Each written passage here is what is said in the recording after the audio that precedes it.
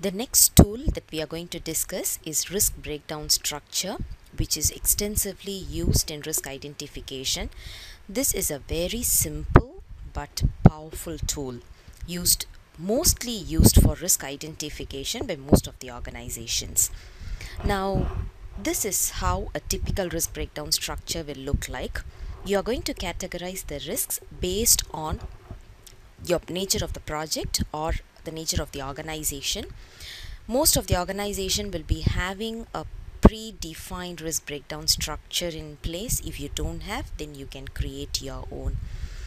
Mostly risk identification can be done in two ways. One, you can have a dedicated team for each and every category where you have all the subject matter experts, or you can have just one single team who are going to discuss about all the categories. Now let's assume that we are going to have a dedicated team. Assuming we have a human resource team who is going to discuss about the human resource related risks in this particular project. So they will further drill down into various other aspects related to human resource.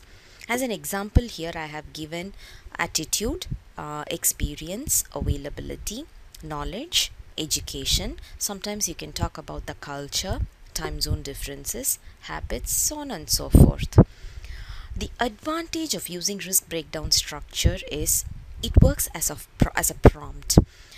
The moment you organize a risk meeting and ask them to discuss about the project risk, you don't know from where to start. So this acts as a very good prompt. So now you know that you are going to talk about the attitudes related to human resource, and people will start thinking from that angle. Another advantage is if you are going to prepare a management report, then in that case you can just roll up all the risks and then you can say for each and every category how many risks you have identified.